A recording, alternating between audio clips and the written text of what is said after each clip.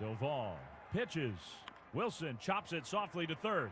Charging Chapman. He's got it. Chapman to first for the out, and the game is over. Matt Chapman with a classic Chapman kind of play to help rescue Camilo Doval and the Giants. That was a little shaky in the ninth inning, but Chapman and the defense gets it done, and the Giants win this game 6-2 to take the series 2-1. Welcome into a Sunday edition of Extra Inning Postgame Show with Bill Laskey as the Giants head home for a 6-game homestand after finishing a 10-day road trip where they rallied here as they started 1-4, and they rallied and won 4 games, and they ended up being 5-5 on this road trip. And when you look into this game, boy, it was really done well once again by the offense, scoring 1 run in the first inning. And they could have probably had more with they had bases loaded, nobody out, but they still got 1 run. They added a home run in the 4th inning by Willie Adames, and I thought the 5th inning was really when they put it away. And it all came down to Luis Matos hitting a double and scoring 2 runs off that. And it ended up just opening the game up for the San Francisco Giants, scoring 3 runs in that top of the 5th inning. And I think the funniest one of all was the home run by Tyler Fitzgerald. He hit it pretty deep and went off of Tyler Soderstrom's glove and went over the fence. You'll take it, no question. That was his 3rd home run. Hasn't hit a home run in a while, though. That was the thing. When you look at what he's done, he's just been striking out so much. He had home run since April 17th. That's as long Fitzgerald has not hit a home run. Playing very good defense, but it ended up putting the exclamation point on a win as the Giants win 6-2 at Sutter Health Park, and they ended up going 5-5, like I said, on the road trip. When they score first, 31-13, very impressive number. And numbers just keep coming out. Since 1997, since they had interleague play, they are now 77-77 against the Athletics. 5-1 on the season against the Athletics. They lost that first game of this 3-game series, but they ended up winning the last 2 to win the series. And Adames is, again, hot again. And he hit a home run today. He had 3 RBIs yesterday, of course.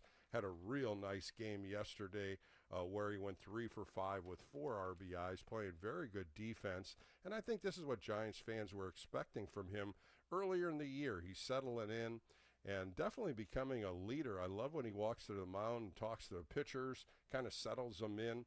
And today we got to talk about Hayden Birdsong a little bit as we open up the show. Birdsong still struggled finding strikes, and he was right back into that mode of getting behind hitters. He walked 5 guys today. He struck out 6, and a lot of them were a fastball, elevated fastball, a slider, a changeup, 2 curveballs. He finally started throwing the curveball at his last start. He didn't throw but 1. Today he ended up throwing 17, 37 fastballs, 20 changeups, 14 sliders. So the mix of the 4 pitches were a lot better, but he still got behind. He went 5 innings through 90 pitches, 46 for strikes. And this was the key here. He really didn't get a lot of ground balls. He only got 2 ground balls. One was the second base for the Fitzgerald, and then finally in the 5th inning, he got a 4-6-3 double play off a ground ball. 6 fly ball out. So when you look at what he did tonight, he got through it. He struggled. He was effectively wild, and he kept the ball in the ballpark except for the 1 home run by Tyler Soderstrom, and that was in the 4th inning on a curveball, 2-1 curveball leading off that inning. He gets the win. He's 4-3. But you start looking at what he's done in his last 3 starts, and it's not impressive at all. He has struggled. Last 3 starts, 13 innings pitched, 10 hits, 11 earned runs, and these are the numbers that frustrate me. 13 walks and 13 strikeouts. So he's got to get better. And I think after the All-Star break, he's got 1 more start against the Dodgers if they include him, because there is a day off there Thursday. I don't know if they'll skip him. They'll probably see how this Philadelphia series goes. And they may just skip him and push the starters up a day. I don't know. That's my opinion. I don't know if you really want him to face the Dodgers again at Oracle Park when you're trying to win that series and push yourself up in the standings. So today, a good game, a good finish to a road trip. They won 4 out of their last 5 games.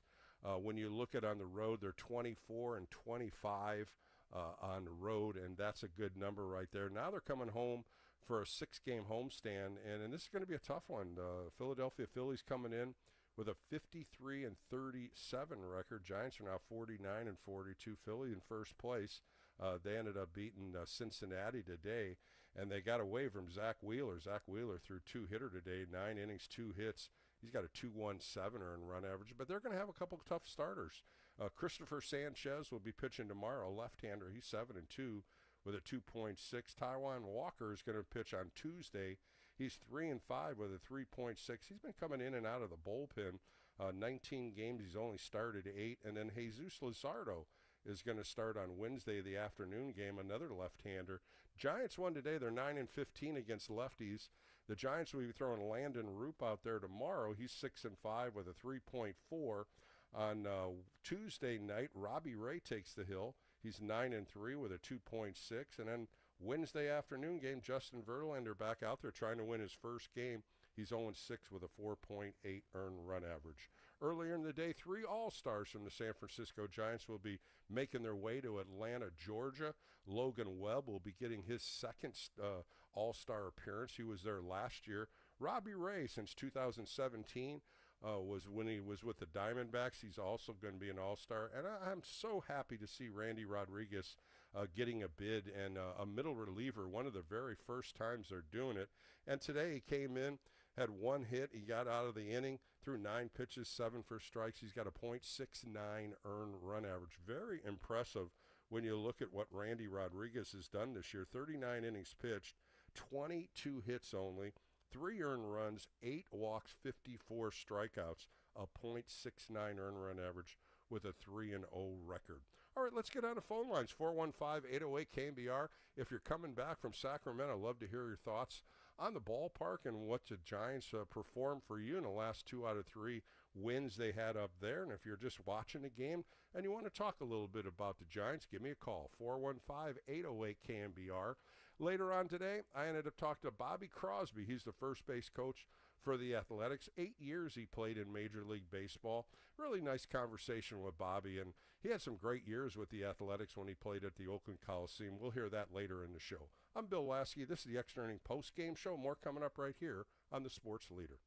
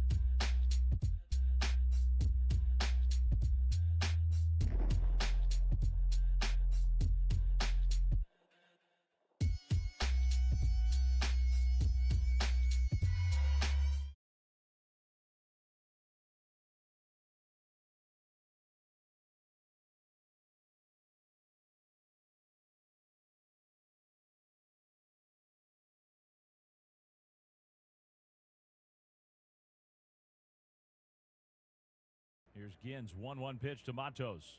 He drives one out towards right center field. On the move, Butler. He is not going to get it. One hop and it goes over the wall. And that means 2, not 3 runs will score. Devers is in. Flores is in. Adames has to go back to third. But Luis Matos into the gap, an automatic double to make it 5-1 Giants. Back on the Extra Innings Sunday edition with Bill Laskey, post-game show. Giants end up winning this game 6-2. Early runs once again sparked the offense, getting a couple runs, one in the first, one in the fourth. The Athletics got a home run in the bottom of the fourth, but 3 in the top of the fifth. And as Dave Fleming was talking about it right there, Luis Matos with a key double to right center field scored 2, and they opened the game up right there. Pitching-wise, Birdsong was okay, effective a little bit, not as good as we'd like to see him, but he ends up getting the win, going 5 innings, 3 hits, 1 earned run. He's 4-3 now. Spencer Bivens is still locked in. He threw 1 inning, only threw 11 pitches, 7 for strikes. Randy Rodriguez comes in, punches out a guy, gives up a hit. He only throws 9 pitches, 7 for strikes. And Tyler Rogers, who Bob Melvin is really trying to get added in this all-star game, he goes 1 inning in his 45th appearance. He only threw 6 pitches, 4 for strikes. He's got 4 walks and 35 strikeouts with a 1.66 earned run average. It's so hard to get middle relievers in the all-star game. That's why Randy Rodriguez, who's voted in by the players, he's just been dynamite. I mean, he's only had 2 appearances where he's given up runs. When you look at a .69 earned run average, come on, it's July 6th. So I'm so glad for Randy Rodriguez getting the opportunity, and the 2 starters that deserved it definitely, along with Randy, was Logan Webb and Robbie Ray. They have been so consistent all year, and we'll find out. We'll see what happens. Maybe a couple more will be added. 415-808-KBR if you want to get on the phone lines. Let's go to Bruce. He's in San Jose. Bruce, you're on an Extra Inning post-game show with Bill Laskey. How are you tonight? I'm doing good. Thank you, Bill. Thanks for taking the call, and to you and everyone, at your crew for making this happen. So, yeah. No, I understand your concern about Hayden Birdsong. Trust me. But I'm a glass half full guy. So I kind of like he was able to work out that all those walks and only give up one run. So I like that. I like that for sure. Well, the one run was a home run, though. Bruce, the home run was the run. He did get out of those jams, and that was a big jam. He got it in the 5th inning when he got out of that, when it was 1st and 2nd with only 1 out, and he got Kurtz to hit the 4-6-3 double play. I thought that was a good ending for him, where he did battle through the walks and the getting behind counts. But I'm right with you. I'm not down on Hayden Birdsong. I'd like to see a little bit more consistency out of him. No, I totally agree as a fan, and I know you're a fan, and I know you're a former pitcher. So, yeah, definitely the consistency. In anything you do your job, yeah, definitely consistency. So he showed a little promise to me, but I do share your same concerns, Bill. Definitely, I do share them. What'd you think of the game overall? Did you like the game? Were you at the game? Did you watch the game? What did you do, Bruce, watching this? Okay. Oh, today I barbecued during the game. I was at home. I live in San Jose, but I'm lucky enough to not like I can see the TV inside. Anyway, so I watched the game. I was very concerned when I saw all those walks, and I was very relieved when. So, anyways, yeah, I was. Like I said, I'm a glass half full. I liked how the pitching held up. And then it's good to see. I was never really worried about Adames. It's going to happen. Now it's happening. So, no, it's I like. He's been hitting real well since the middle of June. Yeah. He's been really connecting. You can see the stance better. He's more compact at the plate. He almost hit one out to left center tonight on a deep fly ball. What I like about him, he's putting the ball in play now. It's not strikeout 2 or 3 times a game. Everybody says this, Bruce. I'm sure you're here to look on the back of his baseball card. And everybody was saying that, oh, he's under 200. Oh, what a waste. What is this? But you got to give these guys some time to play. It's 162 games. You're not going to be hitting 300, 400 a whole year. Now he's creeping up. He's at 228 right now. So he has started to make that move, and now with Matt Chapman in the lineup, it's going to give him more opportunities to drive some runs in. Yeah, no doubt, no doubt. And like I imagine Devers being a little more comfortable. I like how Bowmel is trying to figure out, especially now Chapman's back. Is Devers a 2, 3, 4? I mean, Jung Hoo was what in the 5 hole. Anyway, there's a lot more flexibility to the lineup, more or less. I agree. And Casey Schmidt looks like he's going to be back. He looks like he's going to be off the IL. He had 2 games with the River Cats. He went 1 for 3 tonight with a walk. He went 0 for 2 with 2 walks last night, and they're talking about him possibly coming off the IL, and that's going to give you more punch, and he'll be playing second base. So a couple good things moving forward. We've got 6 games left before the All-Star break, but Bruce, stay positive. All right, my friend. Let's go to John. He's in San Francisco. John, you're on Extra Innings with Bill Laskey. What'd you think of the game tonight? Hey, Bill, how are you? I thought today's game was pretty good. The offense really stepped up today against the Athletics. I thought the key to the hit was Luis Matos coming up big. Yeah, I thought so too. The one thing that bugged me a little bit was Jacob Lopez striking out 7 in a row, going after the first inning, punching out the side to second.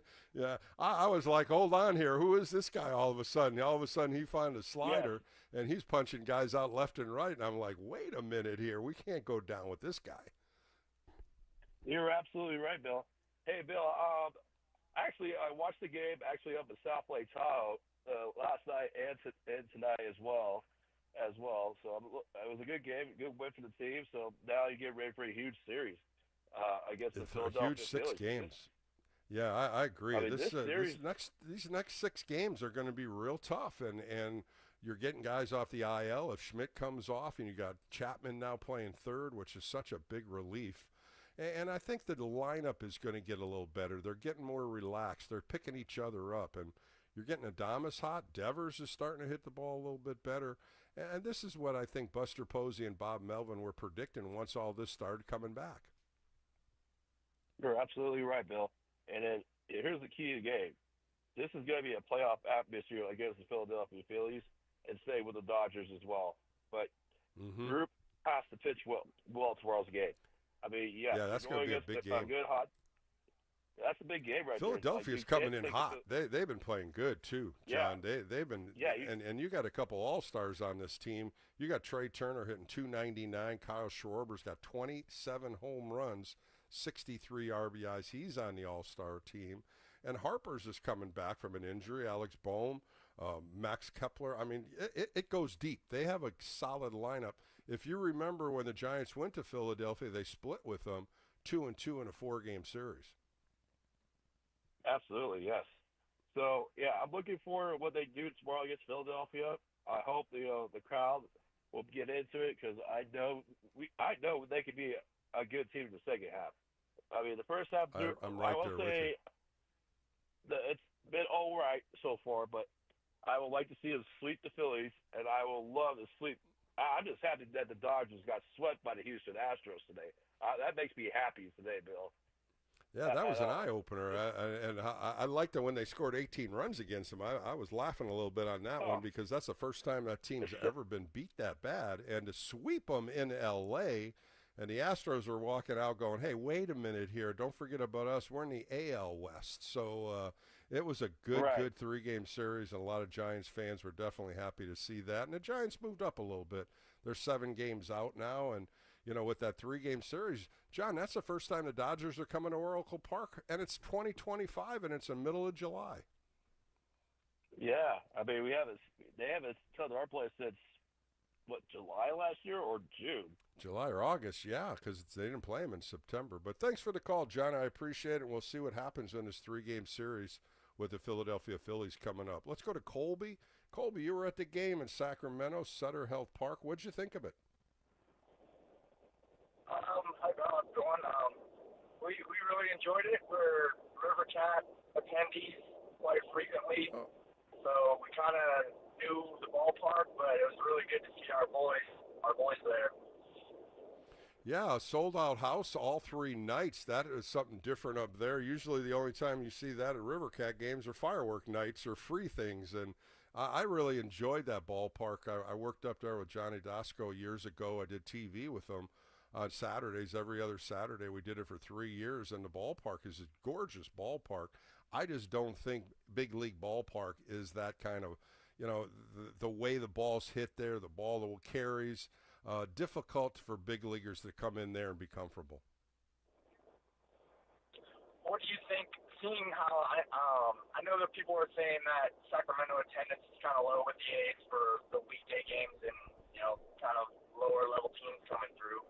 But this is kind of a good thing for Sacramento when they can pack a house for a good team, a good local team, I guess you could call them. But what do you think the odds are of Sacramento being a pro team one day?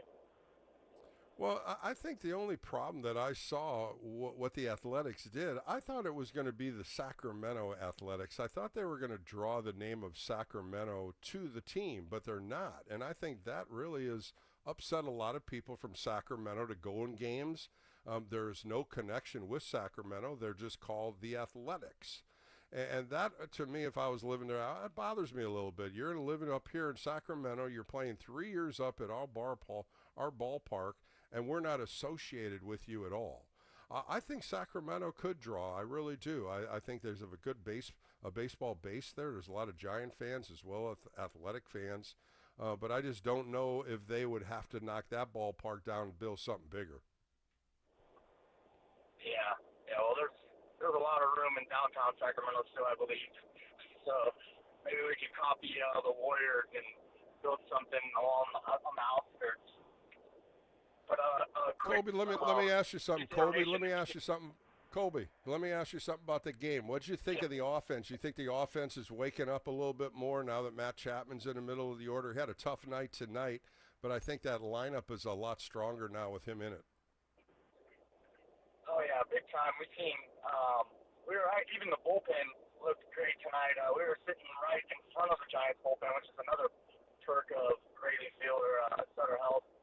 And maybe like 10 feet away from watching them all warm up. But it was also nice to see Soderstrom with the assist on that home run. That was pretty cool to see. Kind of reminded me of that was wild, wasn't it? The first thing you remember was Canseco in Cleveland when the ball hit him on the head and bounced out. That was the first reflection I had. And Soderstrom didn't even know it was out of his glove. He looked up and he thought he had it, and it bounced over. And Tyler Fitzgerald saying, "I'll take that, no question." Yes, sir. But maybe a little info. My son, he's been to several Giants games here at the stadium in San Francisco, and then today. He's actually undefeated. So maybe pass it along if Buster Posey's looking for a good luck charm. He doesn't really require a lot of food or space to sleep. He would really love going on the road. Well, we'll have to bring him in for these next 6 games. Maybe he can go 6-0 with these 2 teams coming in, the Phillies and the Dodgers. But Colby, thanks for the call. Have a safe trip home. Let's take a quick break. Got more coming up here. 415-808-KMBR. Got a few on hold. We'll take a quick break. Come back with more phone calls right here on the Extra Inning Postgame Show with Bill Laskey. I'm the Sports Leader.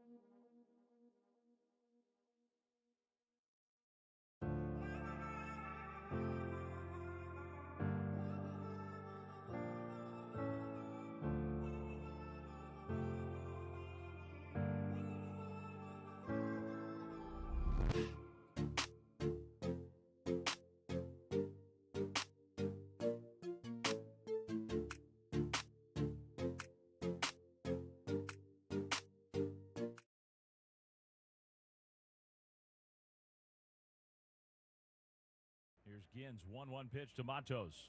He drives one out towards right center field. On the move, Butler. He is not going to get it. One hop and it goes over the wall. And that means 2, not 3 runs will score. Devers is in. Flores is in. Adames has to go back to third. But Luis Matos into the gap. An automatic double to make it 5-1 Giants. Back on a Sunday edition of Extra Inning Postgame Show with Bill Laskey. Willy Adames, his last couple of games, is really hitting the ball well. Yesterday he goes 3 for 5 with 4 RBIs. Today he goes 1 for 3 with 3 RBIs. That's 7 RBIs. He's 4 for 8.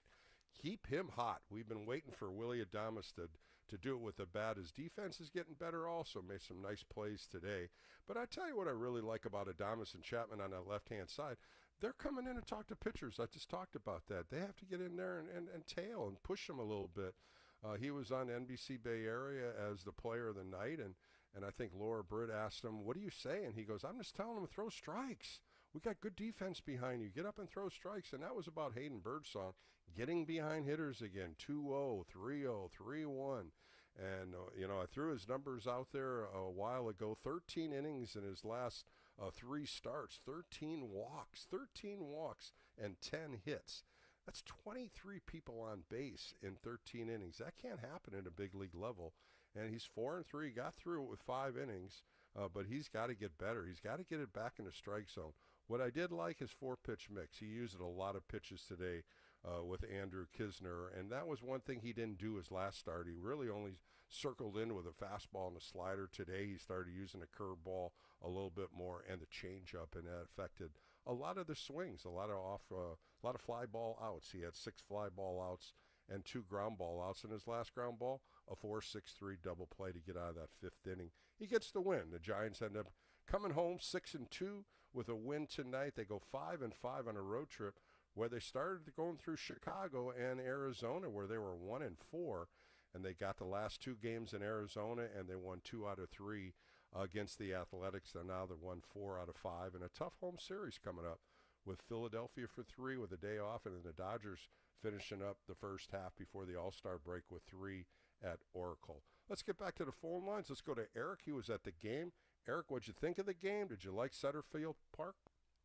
Hey, oh yeah, that was great. Matter of fact, this was the second game I was able to see. I saw the A's versus the Yankees a while back when Dominguez had his 3 home runs, and today we're able to see the Giants and A's, and it was a great time, man. I tell you, Sacramento is a Giants town. There is no doubt about it. I mean, no offense to the A's fans that may be around, but Sacramento is definitely a Giants town. That place was packed with the orange and black. There's no doubt about it. Yeah, well, the River Cats play up there too, which is their AAA affiliate, which helps a little bit. But you're absolutely right. All 3 games, you saw a lot of Go Giants and all the themes and how they get going, and it was all Giants, all orange and black, as you said. And you know what? They won the last 2 games with some very good hitting. And when you looked at the game, Eric, what did you think of the ballpark as a big league ballpark? You said you saw the Yankees play, and now you saw the Giants play. The ball carry a little bit more for the big leaguers? Oh, yeah, it definitely could. And I think it's you don't have the triple-decker, right, blocking in the wind, so to speak. It's pretty wide open, so you get the ball in the air and you put some charge into it. More than likely it's going to go over the fence. Adames, though, today, he crushed that one. I mean, that was a 430 feet. But I kind of he almost got another one, too. He almost had another one in the 7th inning where they caught it right to the wall. He got under it a little bit, but he smoked that ball well. Oh, the sound off the bat. And you could see coming off the bat, he had a lot of elevation to it. I was like, I don't know. And I was watching Clark out there, and he got all the way to the wall. I was like, he just missed it. But he had some great at-bats. He's not striking out. He's putting some good at-bats out there, and I was happy to see it. And I tell you what, you mentioned it on the comeback from the commercial. It was unique to see when Birdsong was struggling, Chapman walked out there, and I was like, what? This is a little bit different. I never seen Chapman go and talk to the pitcher. And the same thing with Adames when Doval was scuffling. Right. Adames walked Good out call. there, and, they're taking charge, and I like to see that. I think they need to do that a little bit more. Of course, Andrew Kisner's coming out there, but you got a little spark when you hear Adames and Chapman. and they come in and they're barking. You see their glove over their mouth, and they're saying, "Hey, push yourself here. Let's go. Throw strikes. Why are you getting behind so much?" And then you come in and you see Spencer Bivens come in there, and Spencer Bivens throws 11 pitches, 7 for strikes, and gets a nice 1-2-3 inning. He has been a spark in middle innings for the Giants this year. Absolutely. And same thing with Taylor Rogers. I think he threw 7 pitches, and he was out of there. I mean, it was a thing of beauty as far as the bullpen. And now the bat, Birdsong. I don't know how he got through 5 innings and only given up that one. I mean, he had base runners all over the place. He had no fastball command whatsoever. None. Yeah, it seemed like the fastball was up all the time. Yeah. The one inning, he had a nice inning. The nice inning, and both pitchers did. Jacob Lopez strikes out the side in the second, and Hayden Birdsong goes out and strikes out the side to bottom of the second. But other than that, both of them had a lot of traffic on the bases. At one time, I was wondering if they were going to get to Jacob Lopez as he punched 7 out in a row. And then finally, Willie Adames hits that home run in the 4th inning. Kind of fell apart a little bit. But I thought that was just a good game all around. Getting the lead, the Willie Adames walk in that first inning, that was a tough pitch right off the edge of the plate. And that was a 3-2 pitch with 2 outs. And that was a huge, huge at-bat for him to get the first run in. Absolutely. Yeah, I mean, they could have capitalized a lot more. But it was nice to see the lineup putting together some good at-bats when your starting pitcher needed some help. Even though he wasn't allowing runs, you still were able to give him that cushion so that he could kind of maybe try to work things out rather than worry about, I got to make everything perfect. Devers, I thought Devers had some great at-bats today as well. Yeah. He's locked in now. He's going to left field. That's what I've been waiting for him to do, hit that left center base hit. And, in that 5th inning, they had 9 batters come up. They intentionally walked Yaz to get to Fitz, and he popped out. But, when you get the lineup to go 9 up, 9 down, and you're going to score some runs, and Luis Matos with a nice double to right center field opened up that game. Oh, that was a beautiful double. And he did it there towards the end of the game, except it got a little bit more elevation, and Butler was able to get to it. But if it was just a little bit more to the left, he would have been able to score that 3rd run because of that short wall. Yeah. It popped right over. Yeah, it bounced over. Absolutely right. Well, yeah, that was a good at-bat for him, and I'm glad to see him getting some playing times against lefties, and the Giants are going to face 2 lefties from the Phillies, Christopher Sanchez tomorrow. He's a left-hander, 7-2 with a 2.6, and then Jesus Luzardo is going to pitch Wednesday. So we might see a pretty much even lineup, lefties and righties, and you might see Casey Schmidt coming off the IL also, Eric. But, hey, thanks for the call on a late-night Sunday. I'm glad you enjoyed your time up there, and you got a win. So you got a win under your belt, but I appreciate it. Let's go to Glenn in Visalia. Glenn, good job by the Giants today to get 5-5 on a road trip where they started out 1-4. What did you think of the game tonight? Well, Bill, I thought it was a great game, but however, Bill, I'm kind of disappointed that Taylor Rogers is not in the All-Star game. Randy Rodriguez. Tyler Rogers? Taylor's his brother. Tyler's the one. Yeah, I think there might be an opportunity yet, Glenn, because Bob Melvin said in the pregame show he's really trying to push him in. When you look at a guy, 45 games he's already been in, and they've had, when you look at it, 91 games. So you're looking at almost half of the games he's been. He's got a 1.6 earned run average, only he's walked 4 hitters with 35 strikeouts. He definitely looking, if they add another bullpen arm, let's hope that he's that guy. You can confirm this better than I. Rogers has pitched more than Rodriguez, correct? Yeah, 45 games to 39 for Rodriguez. So I'm not saying kick off Rodriguez, but Rodriguez just shined a little bit better, though. Glenn, the numbers are a little shinier, a little 0.69 earned run average. He's only given up 2 earned runs. That's it. And he's only walked 8 with 54 strikeouts. They both have been pretty damn good, and they both deserve to be in the All-Star game. And let's just hope. Some of these starters aren't going to pitch, and that's when they add some arms. Sometimes they add another starting pitcher. Maybe they go to the bullpen. Maybe they add another arm.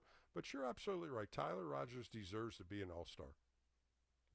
Well, Bill, do me a favor. I agree, and let's go Giants. I'll take 2 out of 3 against the Phillies, and I'm going to go enjoy the next 3 games with the Phillies and worry about the Dodgers after the Phillies. Have a good week, my friend. I agree, Glenn. Thanks for the call. Appreciate it. And Glenn's absolutely right. You can't look down the road for next weekend against the Dodgers. The Dodgers have lost 3 against the Astros. The Giants have picked up a couple. They're 7 out now. The Padres are right there even with them. So there is some room to make up. We got to get through the Phillies. The Phillies are coming in at 53 and 37, and the Giants are 49 and 42. So it'll be a good series, some good hitting, and Landon Roop's got to get out there and have a good game and hopefully stay away from the walks. Let's go to Sergio. He's in Lathrop. Sergio, a good game tonight. Bullpen ended up putting some zeros on the board for the Giants. Yeah, they sure did, Bill. Actually, I'm pretty happy about that. But, talk about Burson, you guys talked about him earlier. He didn't pitch a bad game. I mean, 5 innings pitched, 3 hits, 1 run, the home run, right? But what concerns me is the batter's base, 5 of them. That's a lot, man. And not just tonight. The last few games that he's pitched, that's why he's got an ERA of 4.11. So if he and the other thing too, Sergio, first pitch strikes. First pitch strikes. He was always automatic. Today he only had 14 out of 22 hitters. The last couple games it was even worse, and that's one thing that Hayden Birdsong did so well is to get after that hitter with that first pitch, and then he uses all his other pitches. Today, that first inning, he was all over the place. Threw a wild pitch over the catcher's head. I couldn't figure out what he was doing because it looked like he was standing straight up and the fastball was staying up in the zone, and a lot of them he couldn't even get down in the zone till about the 3rd, 4th inning. Well, let me ask you. You're a pitcher, so do you think? He's been so young right now. He's about, what is he, like 22 to 23? 23. Like Yeah, he's 23. 23. Yeah. Yeah. Do you think maybe? When I see him get in trouble, I think like he overanalyzes things too much. Instead of just like or shortstops and just throw strikes. And let our defense help you out. So I think he just kind of gets in the I think a lot of times when when the fastball's up like that, Sergio, pressure, you get under the ball. The wrist comes under the ball, and you don't get the fingers on top of the ball. Once you get the fingers on top of a cross-seam fastball, you're pushing the ball down. A lot of times, if the wrist is up front, the ball stays up, and it's elevated all the time. The fingers aren't on top of the ball. When he throws his curveball, he gets right on top of the curveball. Even a slider, he's got a good spin on the slider where he gets out in front of it and gets that downward motion to it. The changeup today, he finally got it going. He ended up getting out of that first inning with a strikeout against Langolier on a 3-2 changeup, and it was a beautiful pitch he got out. And then he settled in the second inning, a couple elevated fastballs, and then a nice slider to get Geloff off. A nice 1-2-3 inning, and I thought, here we go. He's back in his zone. He's throwing good strikes. And boom, 2 more walks in the 3rd inning, gets out of it.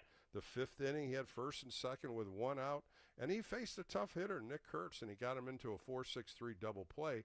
But there was times where he was in trouble, and he got out of it. But sooner or later, those innings are going to beat him up. They're going to catch up with him. I think he just tries to, maybe try to be too perfect, at times. So, but you know what? I was really happy with the relievers for tonight's game. Bivens, but he's locked in. I think Rodriguez. Well, he's been solid. Rogers. Yeah, he's been solid in middle. Let me ask you something, Sergio. Were you a little surprised that Bob went with his heart of the bullpen in this game? I was a little surprised he did that.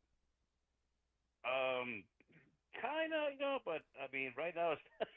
You got to do what you got to do to, you got to win a game. So, especially this week, it's a caller earlier said it's going to be a playoff week. You got the Phillies and the Dodgers. I thought he could have maybe saved him. I know Duvall hasn't pitched. He struggled a little bit in that 9th inning. I thought maybe Bivens could have went 2 innings and maybe saved Rodriguez or Rogers or had somebody clean up the 8th or 9th. Bob went right with his heart of his bullpen, and of course 3 of them pitched real well. Duvall struggled a little bit trying to aim the pitches again. You can see him when he starts aiming where he just starts to overthrow. The balls are away. He can't control that slider when he tries to throw it too hard. And tonight, he got in trouble with it. Yeah, Duvall, when he pitches, man, it ain't Giants torture if, just got to go with the flow. I mean, But I was going to get to the saving the bullpen. I was kind of hoping that tomorrow night, Rupert's pitching tomorrow night, right? Yeah, And Landon then, Root, 6 Ray and 5 with a Tuesday night, 3.4. Yeah. Mm-hmm. My thing is, I hope that they go deep into the game, save the bullpen, because Verlander, I don't want to. Well, you got 3 games. This is ending 16 games in a row once they play Philadelphia, and I was real happy for them to come back on this road trip when they started 1-4 to come back, and they end up 5-5. That's a big time positive move right there. When you go into lose 2 out of 3 to the White Sox, you're down 2-0 against the Diamondbacks, come back and rally, win those 2, and you come in here and you lose the first game Friday night, and really you got beat up pretty hard. The Athletics beat up Verlander real hard, and you ended up you're down 6-0 after 3 innings. They just couldn't salvage coming back. But the last 2 games, Willie Adames was a star in both of them. And let me ask you, Bill, about Verlander. What is he? How old is he now? 40. 42. Yeah. 42, something Do you like think that. maybe just run out of gas already, or? No, they're not gonna. They're gonna keep throwing him out there. I really believe they are. They're not gonna, take him down. He's not injured. Yeah, but he's just throwing. He's getting hit though. He's getting rocked. Yeah, he's throwing too many. He gets ahead, Sergio, and then he throws a meatball, and I think he even knows that. He goes, I was real hittable Friday. I mean, he doesn't take any excuses. He doesn't make any excuses. He tells it like it is. He says, I got to be better with this selection once I get ahead of hitters, and that's where he's been getting hurt at. Yeah, I feel bad for the guy. I mean, he's pitched how many games now, and not one single win. Yeah, he's 0-6 at 14 starts. Like the first, yeah. If you look back, Bill, the first 5 or 6 starts early in the season, he could have won all of them if the hitters would just help him out. But yeah, he should have had 2 or 3 wins, no doubt. But yeah, Sergio, thanks for the call. I appreciate your time tonight, and we'll talk to you as the season progresses. All right, we're going to take a quick break and come back with my interview with Bobby Crosby. Of course, Bobby is the first base coach with the Athletics, and he had a great 8-year career, 7 of them with the Oakland A's at the Coliseum.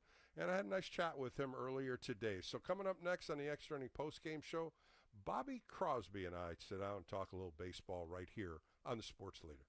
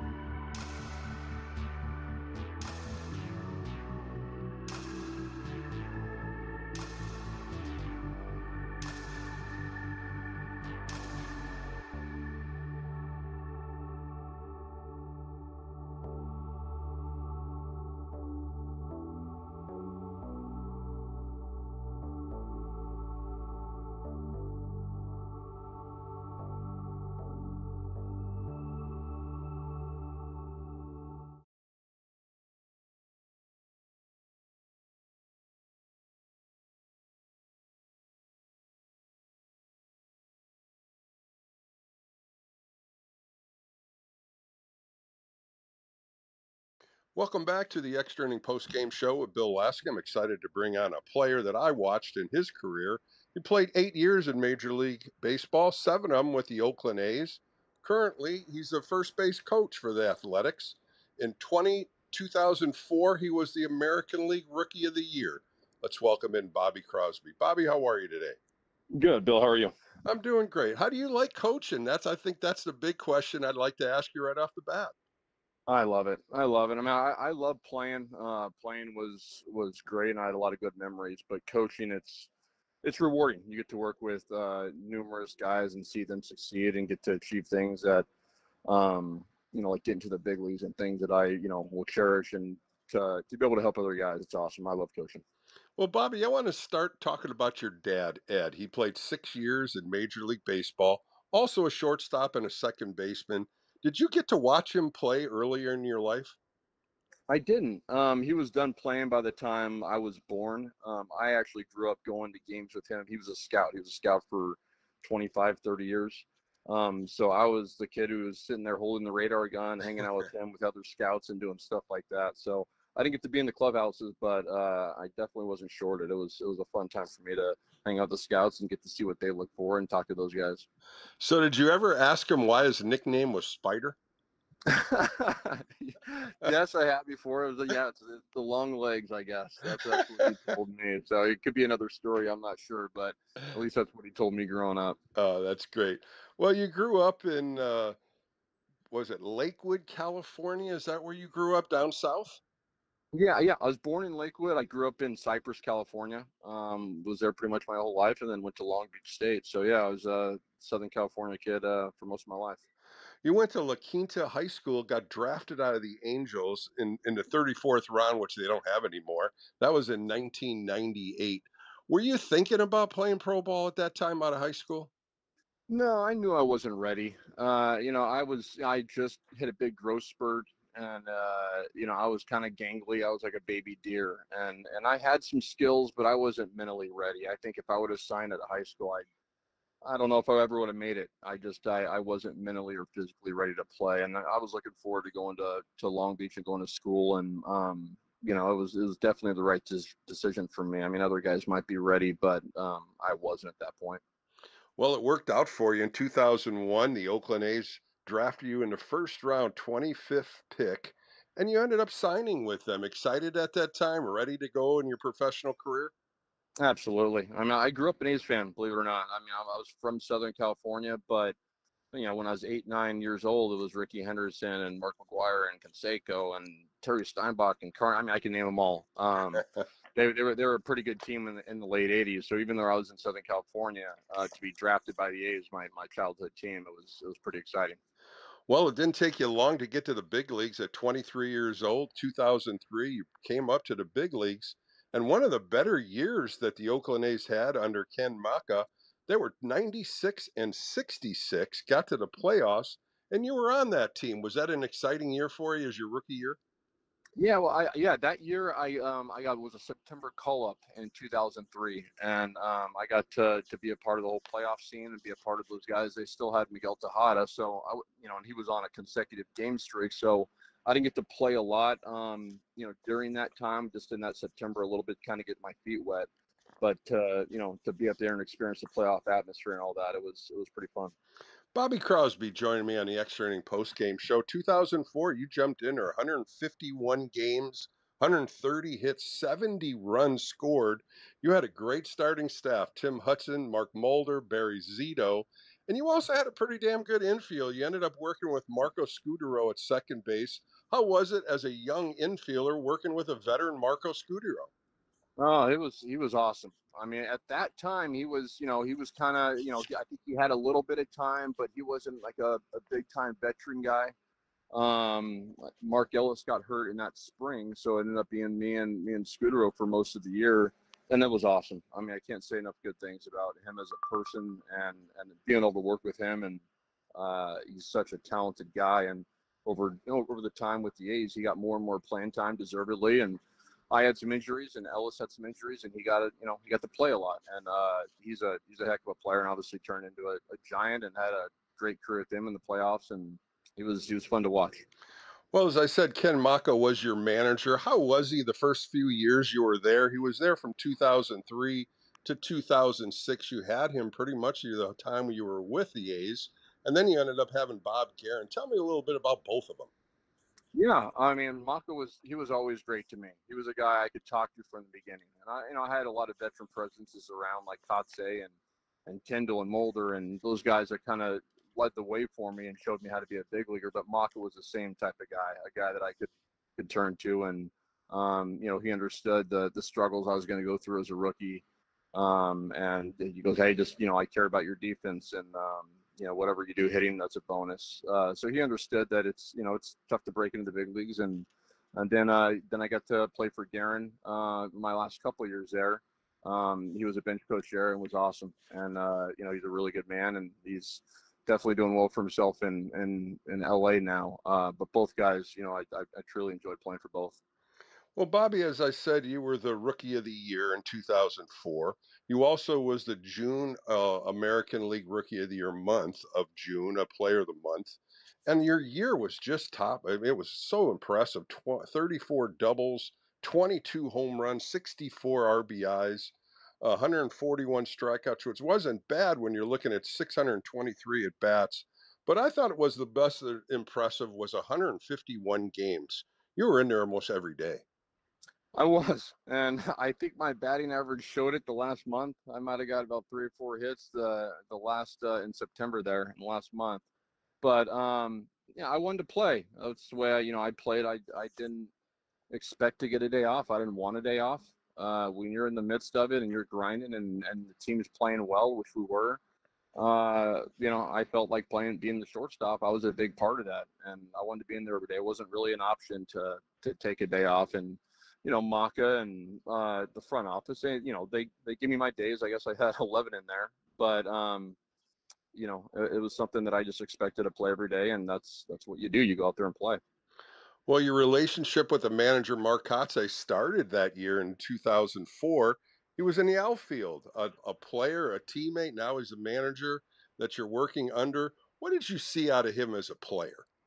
He was a grinder. He is a true gamer in every sense. Going to Long Beach and he went to Fullerton, we both were kind of brought up to play the game hard and play it the right way, and there's a certain way to do it, and that's what Kotz did.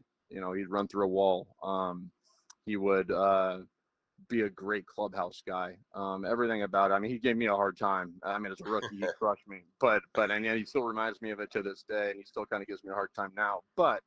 I love the guy for it. I mean, he taught me how to be a big leaguer and how to go about, the game mentally and physically. And watching him play and getting to be around him all the time, it was good for me as a rookie. Well, you were also a grinder, Bobby.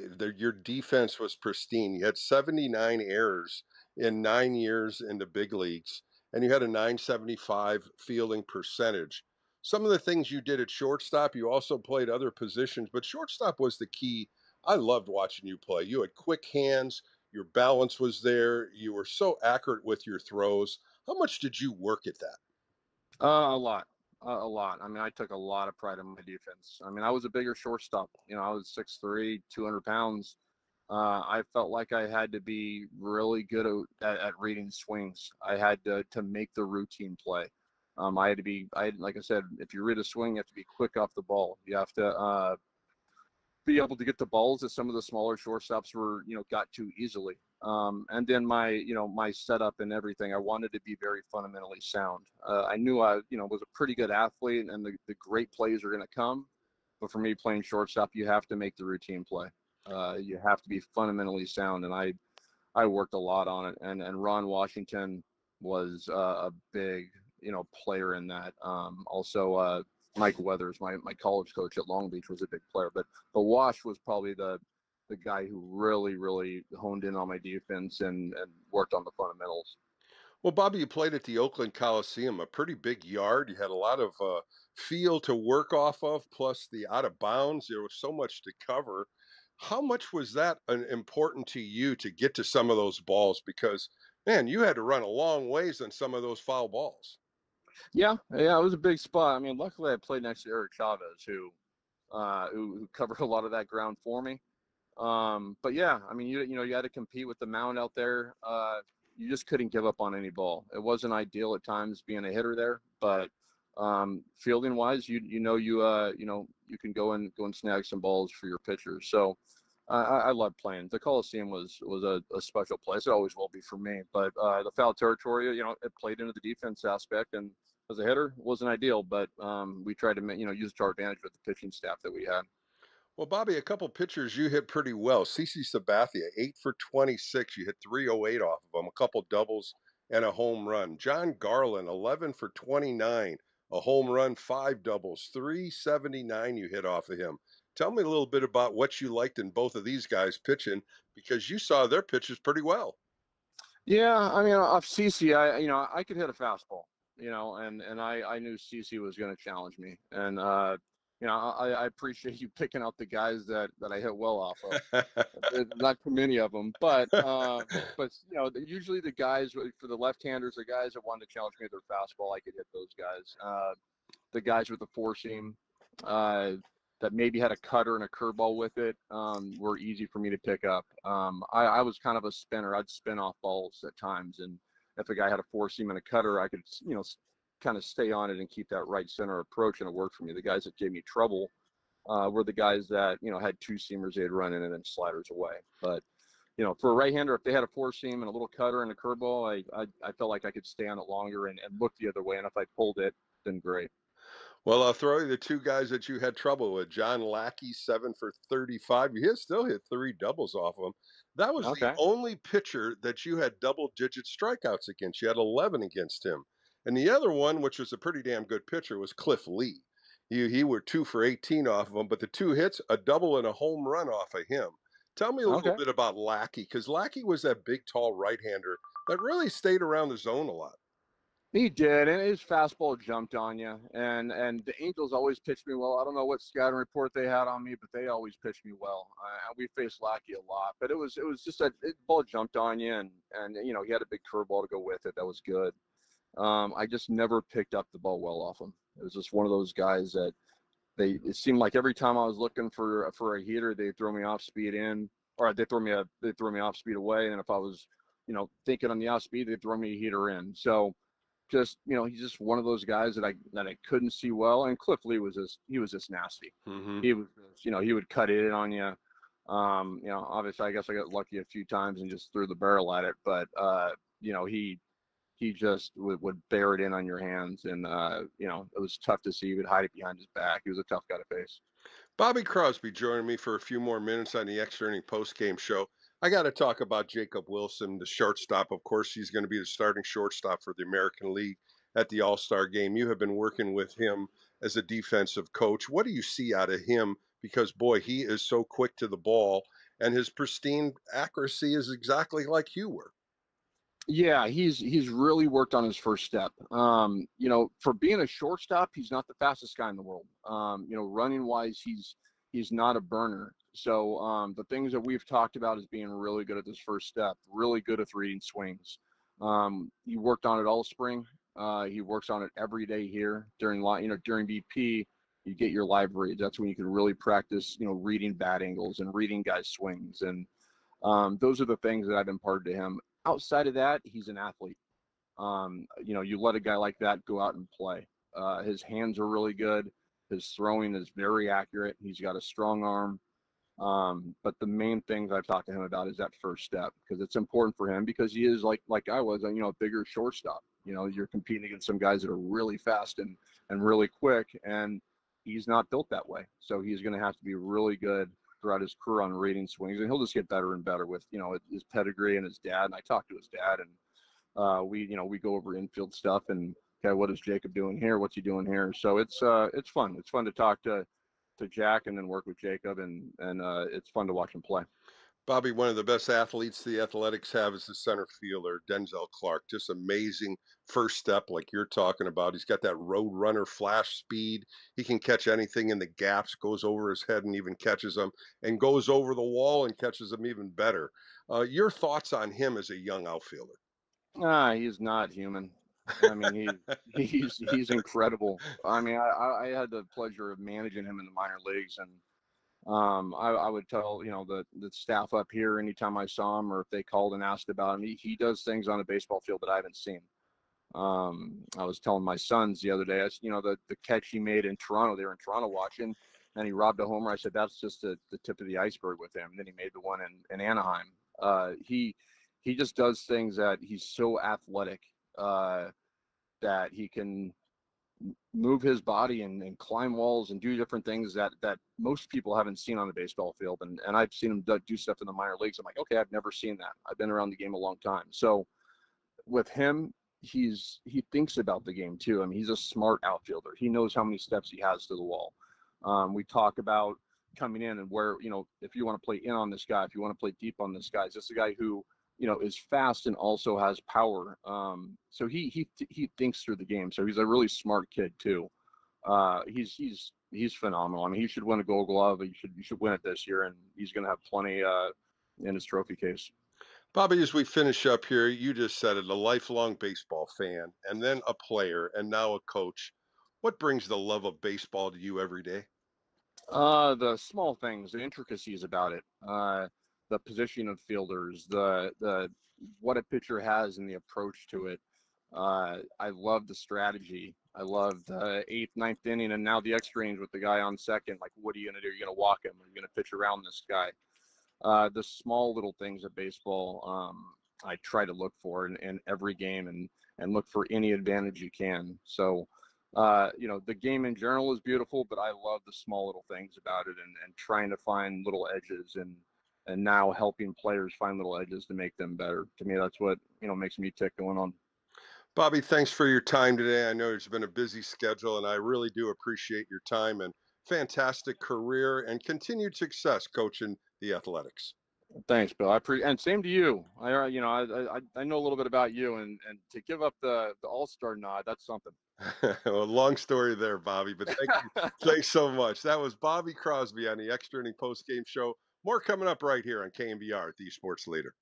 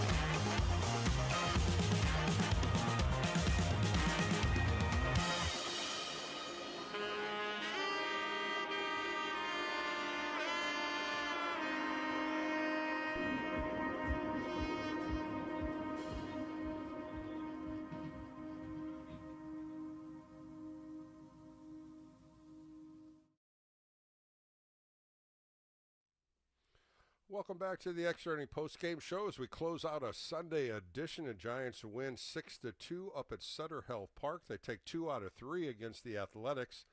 They finished the series this year winning 5 out of 6 games against the Athletics, and since 1997, since Interleague had started, they're 77-77 against the Athletics. I just want to thank my friend Bobby Crosby to come on today. If you missed that interview, it's going to be on all KNBR podcast. Did a great job with him. And the Giants finish up the 10-day road trip 5-5. They come home to face the Phillies for 3. Christopher Sanchez, a left-hander, is going to start for the Phillies tomorrow, 7-2, 2.6 earned run average against Landon Roop, who's 6-5 with a 3.4 earned run average. First pitch right here at 6:45. I want to congratulate the 3 Giants that are going to Atlanta for the All-Star game, Logan Webb, Robbie Ray, and Randy Rodriguez. And hopefully we may have 1 or 2 more if there's some cancellations and pitchers that can't pitch. I want to thank my producer Kyle Haar and Dave for picking up all the phone calls tonight. I'll be on Friday when the Dodgers come to town on Sports Phone KNBR.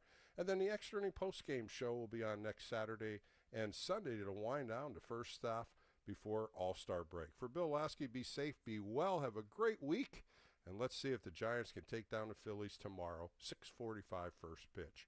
More coming up right here on KNBR, the Sports Leader.